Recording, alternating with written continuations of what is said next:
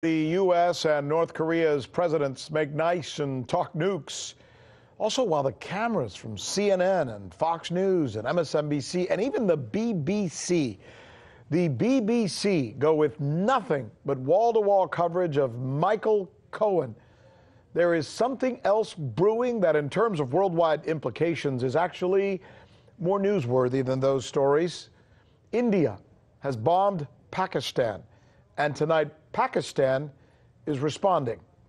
All right, let me show you this picture. That's an Indian pilot. He was shot down, and we've seen video of him throughout the day. Actually, we saw video of him actually being beaten by his captors. In fact, Pakistan says it shot down 2 Indian military jets, and as you can see in this video, they have captured at least this pilot. All right, this is a major escalation between these two, and there's a key word here that I'm going to share with you. Between these two nuclear powers, yes, both countries have nukes, and tonight the world can only hold its collective breath that neither one will use them in this clash over Kashmir. India is confirming that it has lost 1 MiG-21 fighter, and it's also demanding the immediate release and safe return of that pilot. We have our correspondents here. We also have correspondents in Moscow, all of them covering the very latest developments as they come into us. But I want to begin with an explanation of the history of this conflict. Here is NRS producer Joe Ricci. Kashmir is now the site of renewed conflict between India and Pakistan. The conflict is typically portrayed as black and white, between the Muslim Pakistan and the predominantly Hindu India. But the roots of the standoff go back to the British colonization of the Indian subcontinent. By 1909, the British dominated a massive region that included the current countries of Pakistan, India, Bangladesh, and Burma, Myanmar. When the colonies split up in 1947, Pakistan and India divided along the Radcliffe Line. But the split was mostly directed by the British, who failed to take into account matters other than religion. For example, there was no provision for Bangladesh, then known as East Pakistan. And that led to a war in 1971 between India and Pakistan, which resulted in the murder and rape of thousands. That's how it began, but it has never really been settled.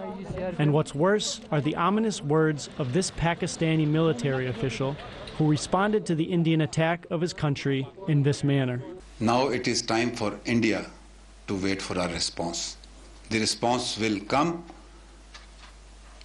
at the point and time of our choosing, where our civil military leadership decides, and as a matter of fact has decided. It is your turn now to wait and get ready for our surprise. Reporting in Washington, D.C., Joseph Ricci, RT. And it turns out now Major General's words are coming to fruition.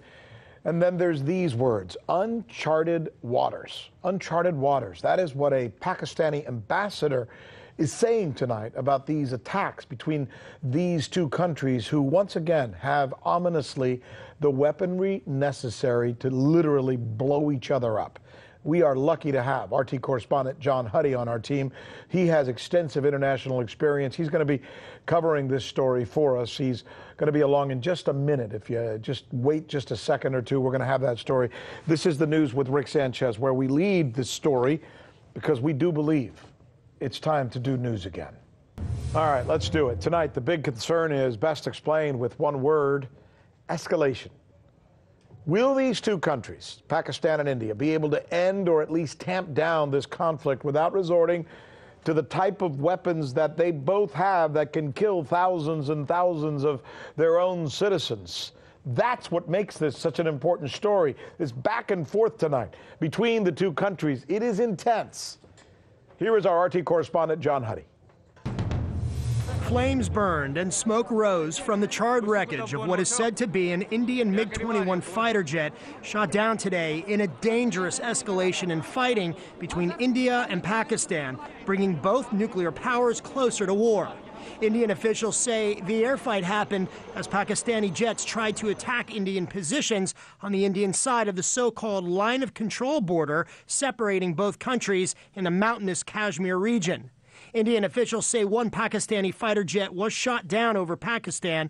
Pakistan says it shot down 2 Indian jets in response, one landing on the Indian-controlled side of the Kashmir border, the other in Pakistan. In this engagement, we have unfortunately lost one MiG-21. The pilot is missing in action.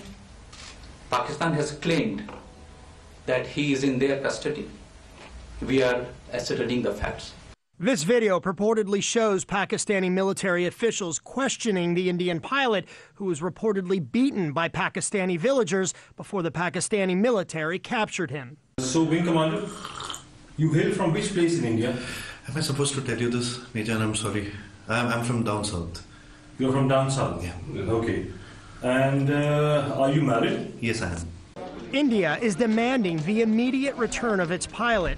While it's still unclear how exactly the battle played out today, with both sides claiming the upper hand, this is the latest escalation in violence between both countries following India's airstrike early Tuesday on what Indian officials say was a terrorist training camp on the Pakistani side of the line of control near the village of Balakot. India launched the attack in reprisal for the suicide bombing February 14th that killed dozens of Indian troops. Pakistan, angry about the Indian incursion, warned of retaliation. Pakistan and India have fought 3 wars since 1947, including 2 over control of the Kashmir region. Both countries nearly went to war again in 2002. While New Delhi and Islamabad continue to fight over Kashmir, the people in the region have had little say. With this latest round of violence and the heightened tension, the allies of both countries, including the United States and United Kingdom, are urging calm and restraint. I want to ask a question to the Indian government, that considering the nature of the weapons that we both have, can we afford any miscalculation? Should we not think at this moment that if the situation escalates, where will it go? It will not be under my control, nor Prime Minister Modi's. Dr. Amalindu Misra is professor of politics at Lancaster University in England and an expert on India-Pakistani relations who spoke to In Question earlier today. Although as an individual he might seek peace, although he may be speaking in true peaceful terms, but it's the military establishment that would be doing the muscle flexing from behind the scenes. Muscle flexing that may be bringing both countries closer to the brink of war.